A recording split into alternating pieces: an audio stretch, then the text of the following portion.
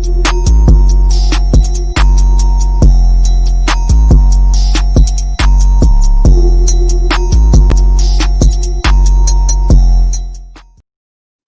right, what up, people? It's your boy Chig from Guna Eagle Eye, coming to you again with a brand new video. This time it is Eagle Eye, a transfer rumour show where I talk to you about rumours and news surrounding the Arsenal. I hope you guys are all well.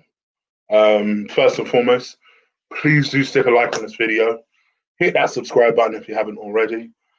And yeah, I want to talk to you about a few things today. And now, obviously, for anyone who doesn't know, and obviously I've had a bunch of subscribers since I used to do Eagle Eye in the summer. Eagle Eye is basically, I say it in the description, it's a transfer rumour show where I pick up stories, I talk to you about the latest stories. I try and keep it as unique as possible, where possible. So I'll try and bring these stories before other people usually comment on it quickly, because quite frankly, I don't want it to be a day like today where you've had about 80 people already comment on the story. Last thing you want to know is what Chig thinks. So, but today I've kind of made some internal decisions today. And I wanted to share that with you guys as my subscriber base. Now, you would have noticed over the back end of the last 2 to 3 months of my work, I've had some physical illnesses. Truth be told, I've had some mental health illnesses that I've been internally dealing with regards to this lockdown. Me and my girlfriend of 2 years split up. And all of this kind of happened at around the same sort of time. So this is something that I'm a very passionately private person. So I've kind of just been internally trying to deal with it and process it. I have no ill will towards my ex at all. She was a very sweet girl. Those of you who watched Cooking with Wifeys will know she was a very lovely girl. Truth be told, my head just weren't there at the point that we split up. My mind was checking out of that relationship before we actually called it a day. And I don't know. I think, I was speaking to my boy about this the other day. Like, I feel like, for me, I've never dealt with this kind of mental health stuff before. Never. I've never dealt with it before. If you know me in my private life, I'm the agony uncle. I'm the guy that people come to for advice. I'm the guy that people rely on and on often kind of get advice from. Lee will verify that for you. Because of that, I never had to internally look within myself before and give myself own advice and do things I should have done years ago, like physically look at my own health and address certain things that I needed addressing, to be honest. So subsequently, something had to give. And unfortunately, my work rate on here was the thing that gave. So things like, for example, my movie channel, which I'm so passionate about, so I'm so passionate about it because I still watch movies, but I've not been able to do as much reviews and stuff on them, just because, quite frankly, anyone who's had some sort of mental health issue before, you just get back, you're not in the mood to do shit like that. You're not in the mood to do shit like that. My pattern has basically been waking up, turning on the laptop, working, eating, sleeping, repeat,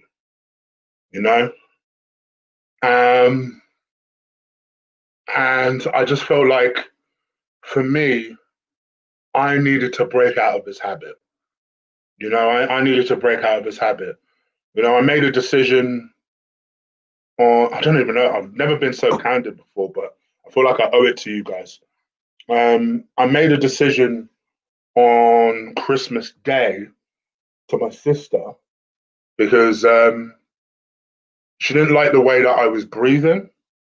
So I went to the hospital on the 27th. Fortunately, I've had blood tests, They've ruled out, believe it or not, things like diabetes. They've ruled out things like things that you would think, shit, you must have that. Like, I don't have clots in me. Thank you, Jesus. I don't have any fluid around my heart. I don't have anything like that. They're a little worried that my blood pressure might be a bit high. But this is things that I'm internally managing on my side. So that's from a physical point of view. From a mental health point of view, I've just started to talk to somebody, just somebody at work, a professional person, just having a couple of sessions with them. And it actually helped. First session actually helped just unloading shit. And they actually suggested I did this.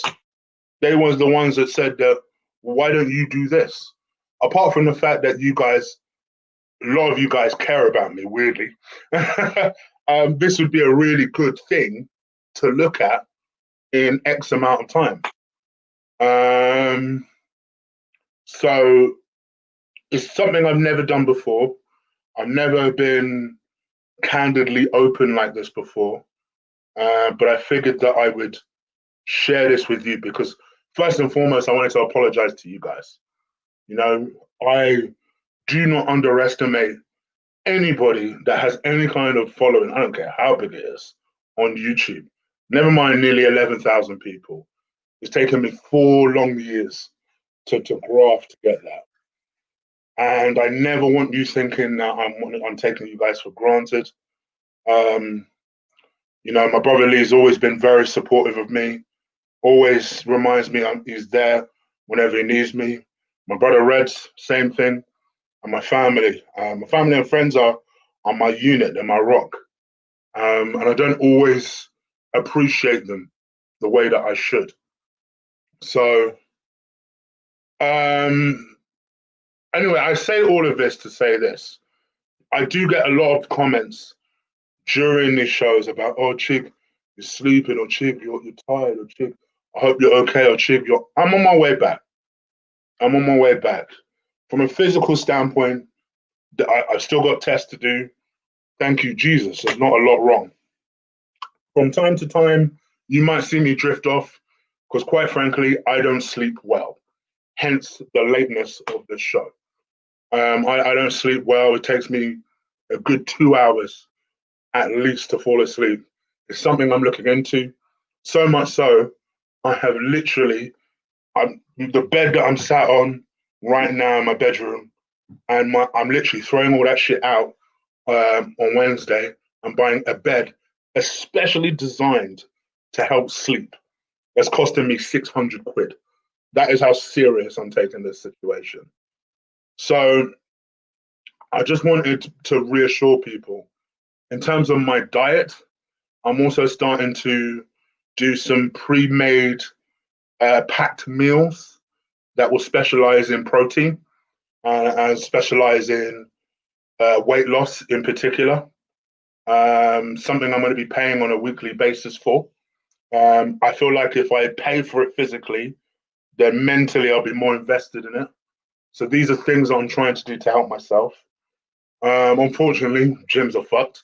But at least I'm doing little things here and there to try and help myself. And yeah, I just wanted to say all that to basically say, A, because I know it will help me eventually. B, I figured I owed you guys an apology and an explanation. So apologies for my work rate just absolutely slipping since really the summer. You know, sometimes when I mean to do a member stream and then I'll get into a funk and I'll get within my head. And before I know it, it's like 11 o'clock. So one thing I will do though, my birthday's fucked. And my birthday's on Wednesday. And Boris announced today we're going into a deeper lockdown.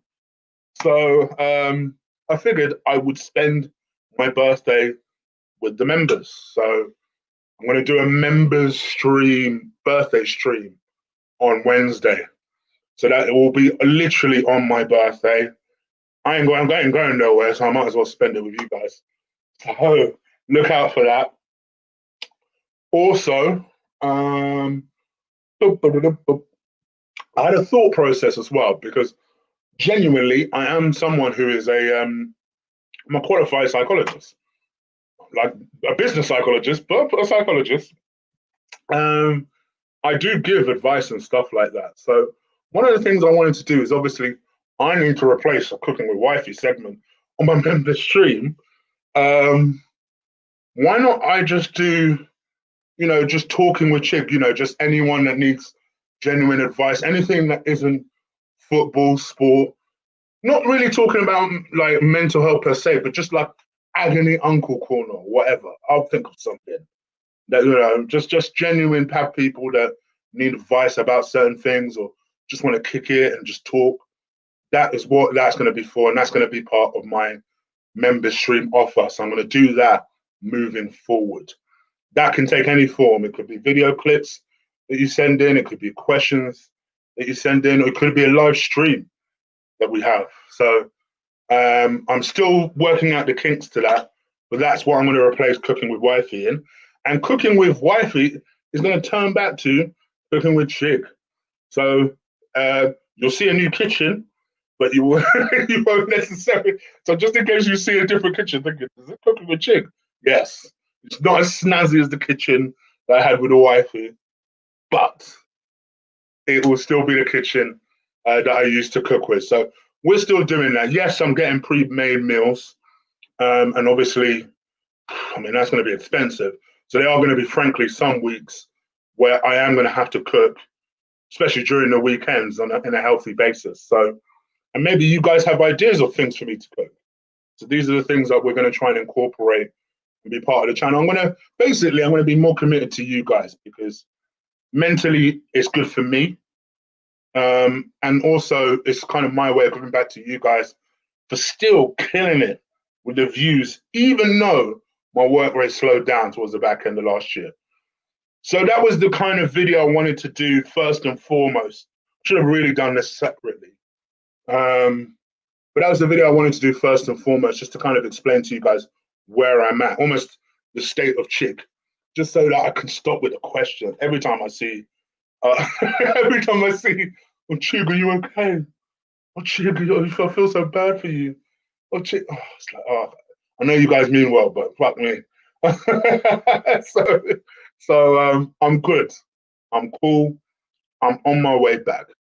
That's all I wanted to say. So let's get into it. Let's get into Willian Saliba. And lots of people have been asking me about Willian Saliba. That's the other thing I hate about being in my kind of mental state, is because I do see your tweets. You guys tweet me insanely every time you see a story. I'm like, trust me, if you've seen this story, I've seen this story yesterday. Just trust me on that. So Willian Saliba. Oh man, for me, this is going to be a tragic, kind of. It's going to be a tragic Serge Gnabry story. It really is. This is a guy who we've identified. Regardless of whether you want to believe in the tags of, oh, he was compared to X play, he was a new Varane or whatever. This was a talent that clearly we had identified with scouts. With people who you would feel are in a better position to judge than we are. And then we kind of, as part of the deal, we let him go back on loan for 12 months. Okay, cool. Whatever it takes to get the deal over the line. For me, I wasn't happy with it at the time because we needed a defender then. We need a defender now, quite frankly. But it's like, all right, fine. Just whatever it takes to get it over the line. So I was really looking forward to it.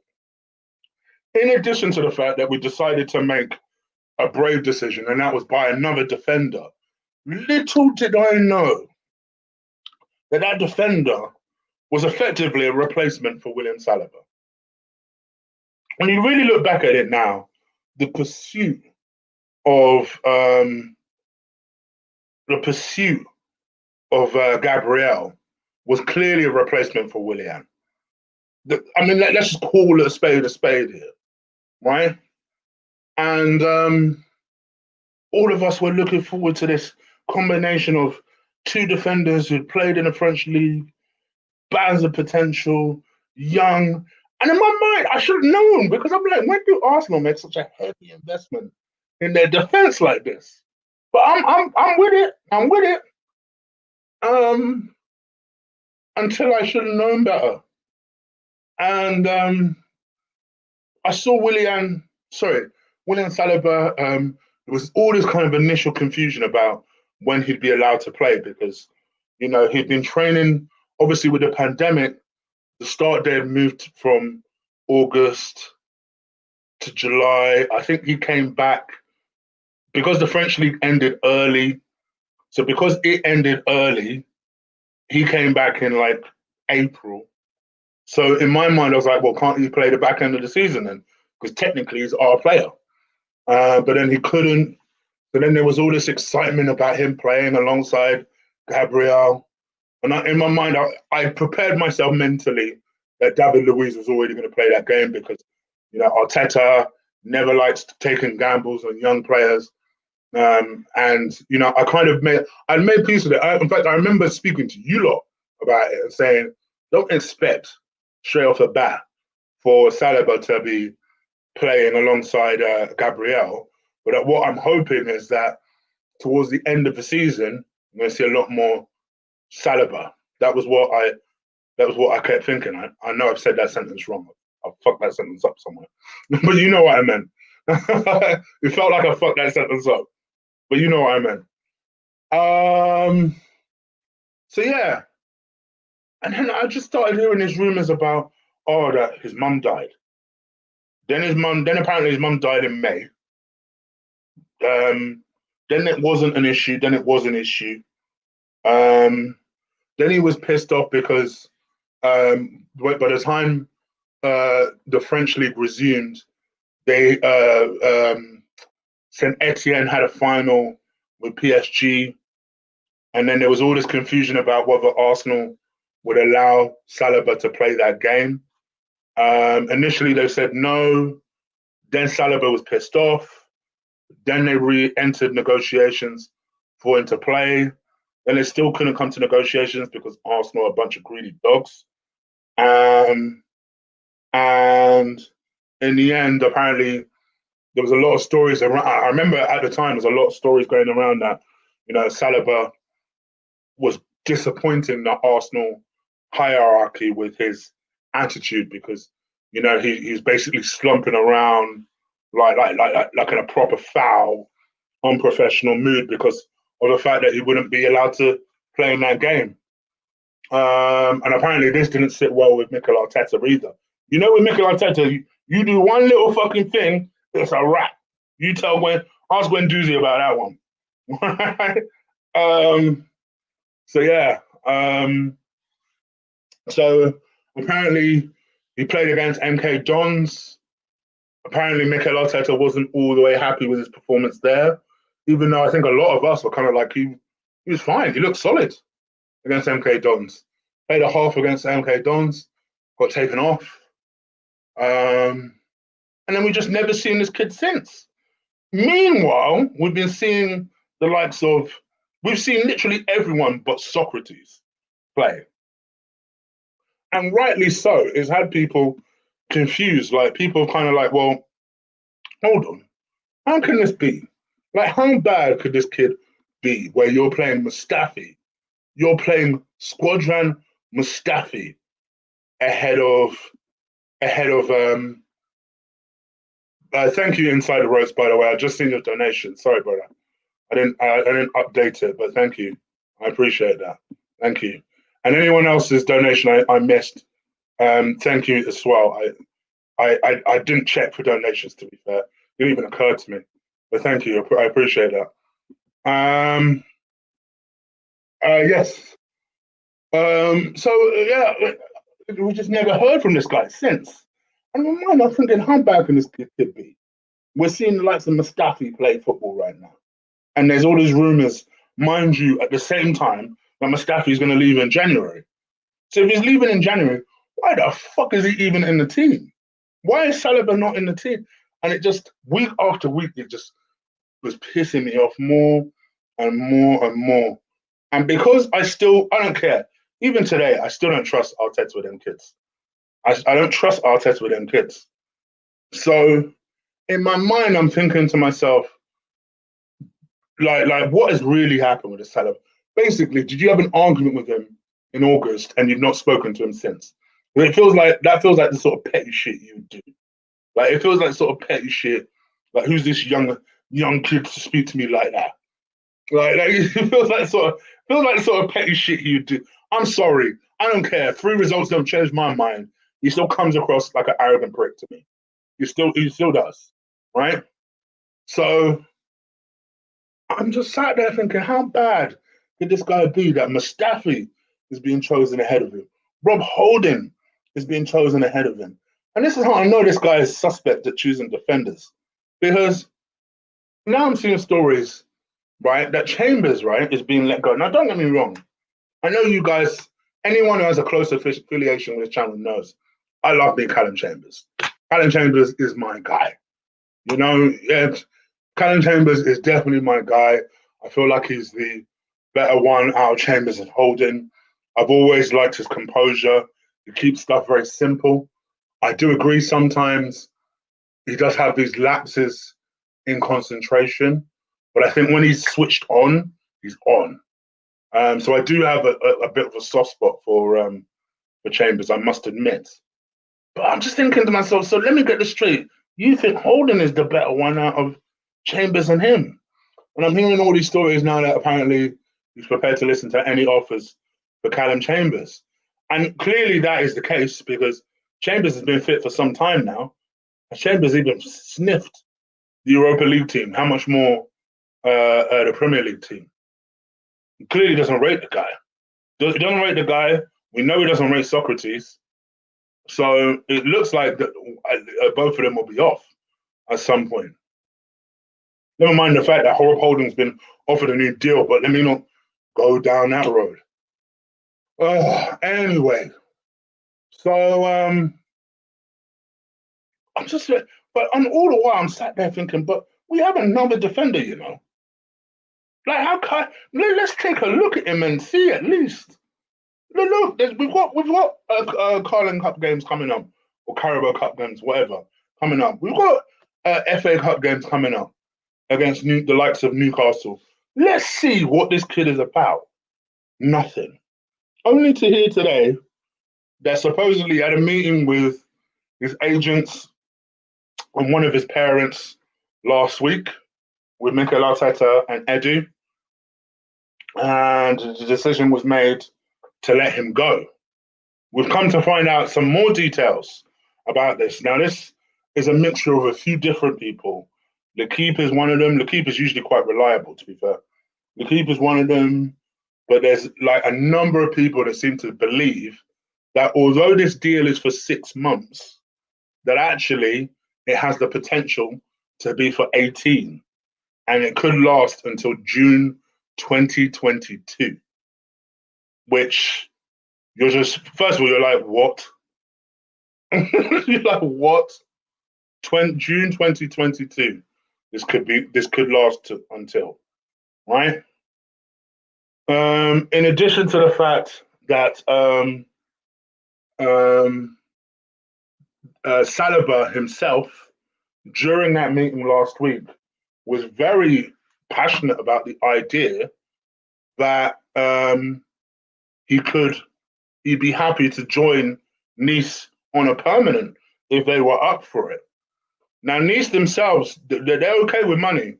That they paid I think it was a 3 million fee for this.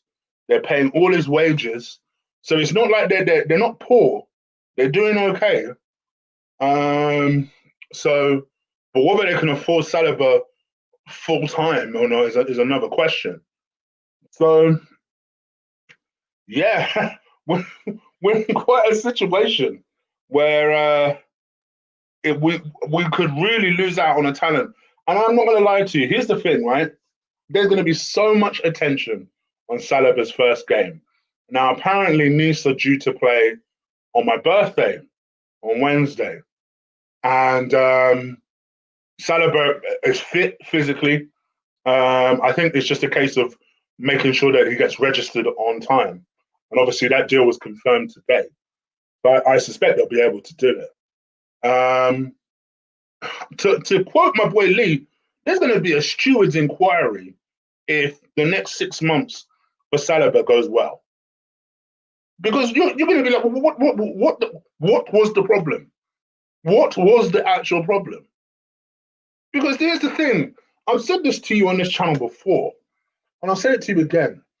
We have, in one form or another, now 9 centre backs on the books. Hold on, did anyone leave? 9 centre backs in one form or another, 9 centre backs on the books. 9. 9, for fuck's sake. People keep telling me, oh, but Chig, don't you think we need a centre back?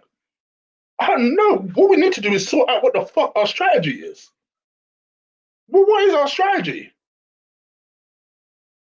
What is our actual strategy?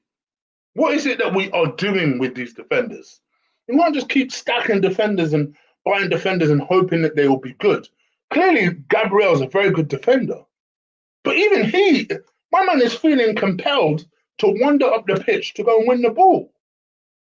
He's trying to do 2 jobs at once. Don't need to be stacking centre backs all the time. I heard, I don't even mean to call him out, but he's just the last person I heard say it, right?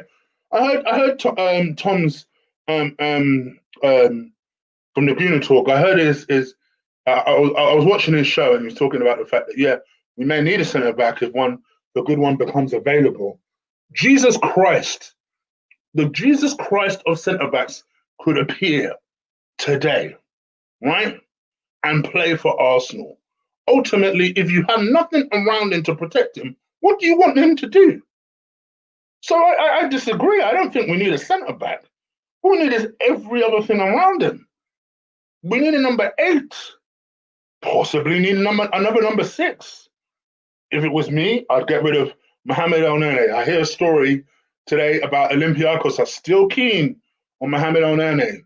Sell him once and for all and go and get another number 6. Go and get this Basuma guy that everyone has a sudden hard on for. Go and get him. Go and get him.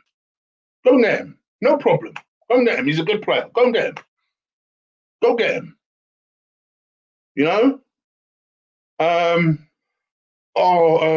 Maybe we need to get rid of some players. Well, no fucking shit. We needed to get rid of at least half of our centre backs. We got rid of Kolasinac temporarily, because let's face it, whenever an Arsenal player goes on loan, there's always part of me that's like, oh, but you ain't really gone yet, have you? There's always a part of me that does that. Mohamed El Nene is proof of that. He's proof. It's like I don't really like to. He doesn't seem like a particularly horrible guy. So I don't really want to describe him as a cockroach. But they're just we can't get rid of Arsenal players. It don't happen. We can't do it. So for me, when I heard that Kolasinac was sold and people were asking for my reaction, what do you want me to say? My man will probably be back in 6 months' time. You know what I mean? So I say for me, go and get Basuma. Buenda, I'll come to in a second.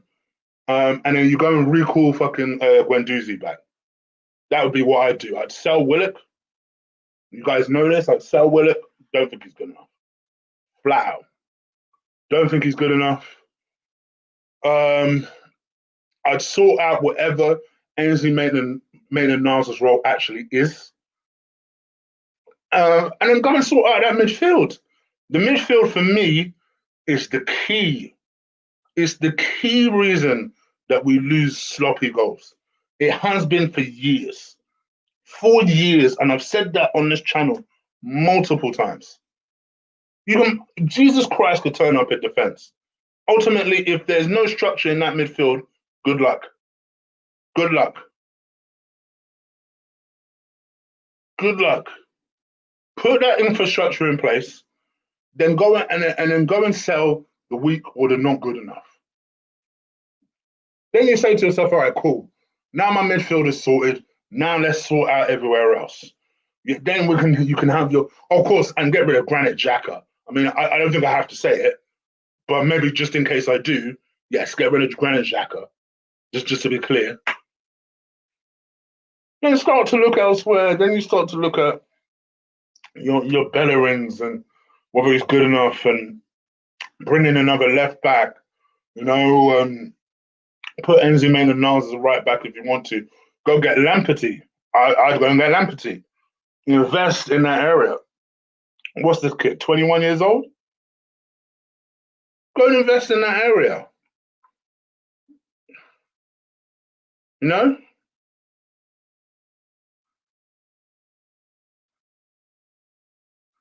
So for me, I just feel like I'm in that mindset with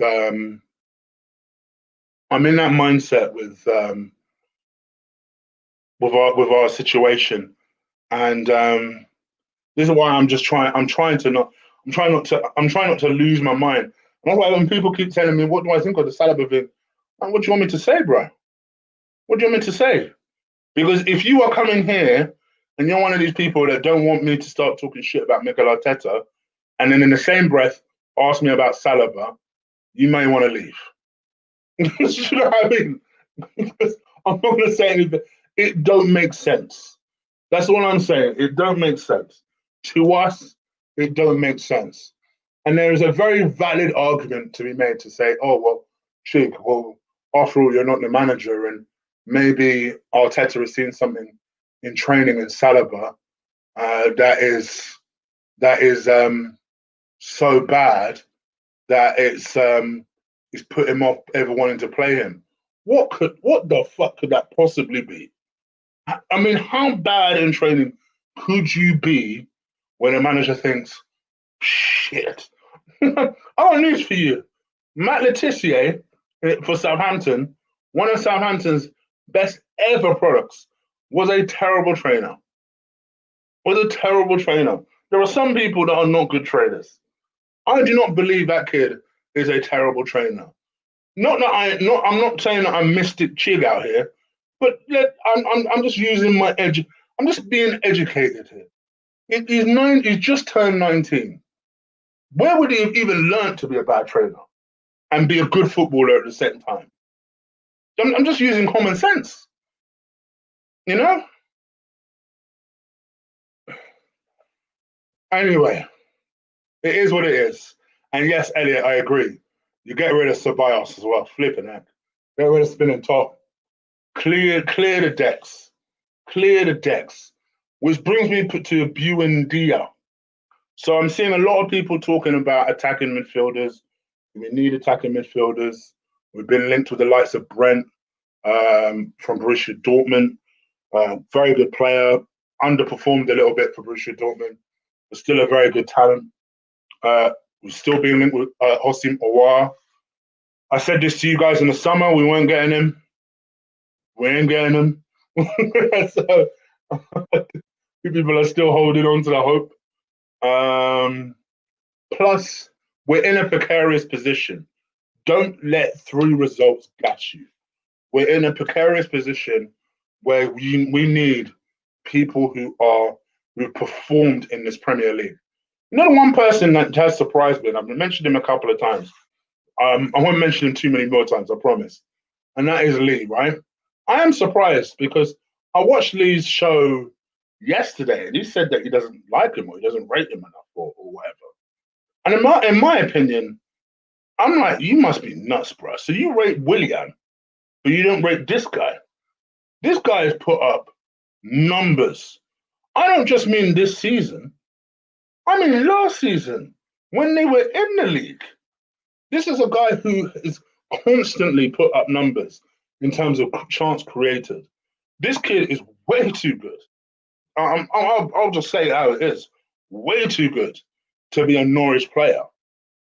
And this is a guy who actually could help us out a lot in terms of if you're looking at somebody who can create chances, to be a number 10.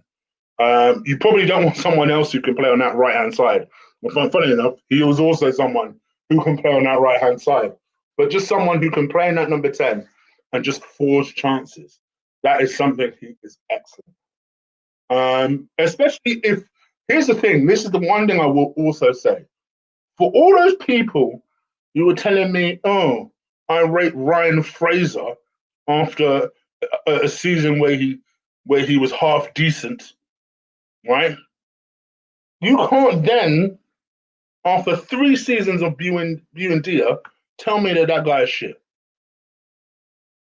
Because the same season that Ryan Fraser was doing his thing, Buendia actually beat him. You know, he's a bit of a stats guy. So he's someone who, this is why I like him. For me, this is why I like him. You know, because Santi was a stats player as well. If you are, I remember having arguments with my cousin saying, you know, I said to my cousin the other day, I went to him that, you know, Santi is not only one of Arsenal's best midfielders ever, I think he's one of Arsenal's best players ever, full stop. And he goes, how do you figure?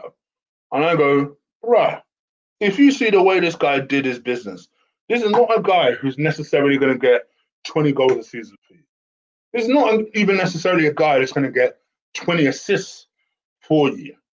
But let me tell you something. If you're an Arsenal fan, you love that guy. Let's forget the fact that he has one of the most beautiful smiles in the world. The guy's football was pure artistry.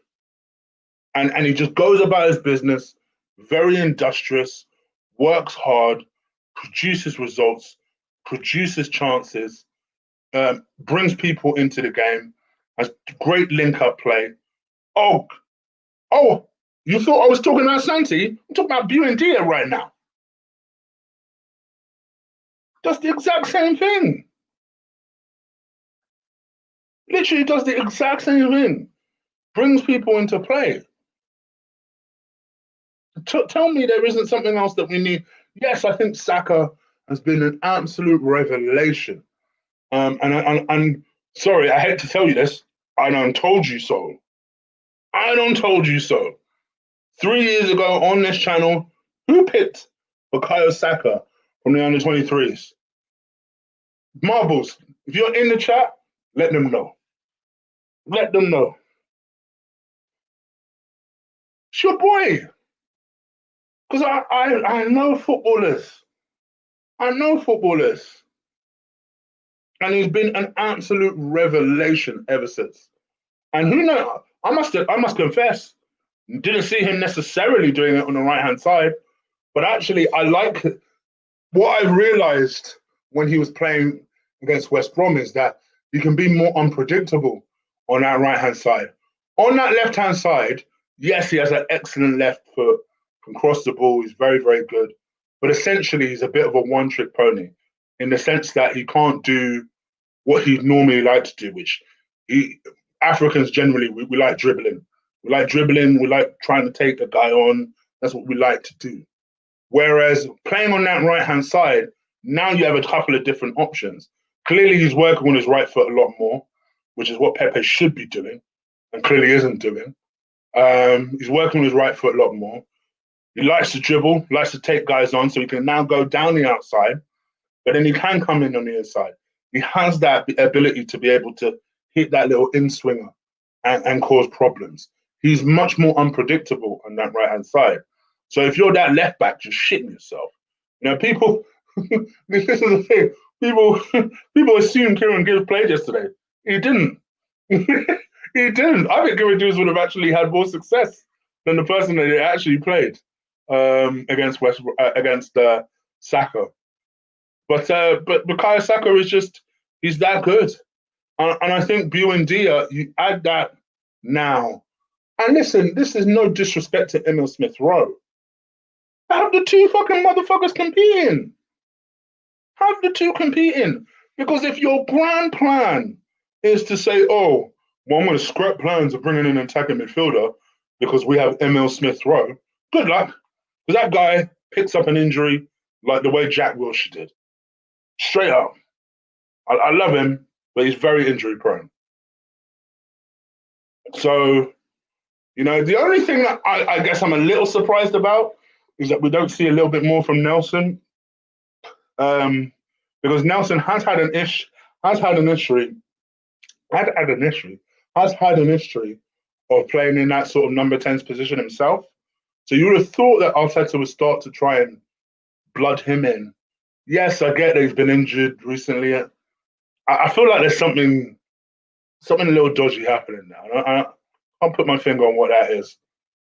And then the Pepe conundrum is the other tough one, because what I personally do is that with Aubameyang not really striking on all cylinders, I drop him and I play Pepe on the left. Why not? It can't be any worse. Granted, I know people are writing Pepe off. I see you, Ben. I see the likes of people saying, let's be honest, Pepe's a flop. I see all of those comments. There ain't no way that if you play Pepe on the left, you played Aubameyang on the left lately, that Pepe is not putting in better performances. No chance. You're barking up the wrong tree if you're talking to me about that. So I'd at least try that. And if it didn't work, then I guess you're heading towards the summer where you're going to have to start really asking some serious questions of Pepe as to whether or not we keep him. Because now then he would have, I think, 2 years left on his deal. If you can still get anywhere near 35 to 40 million, you take that. You take that. The other thing is, so yes, you're absolutely right.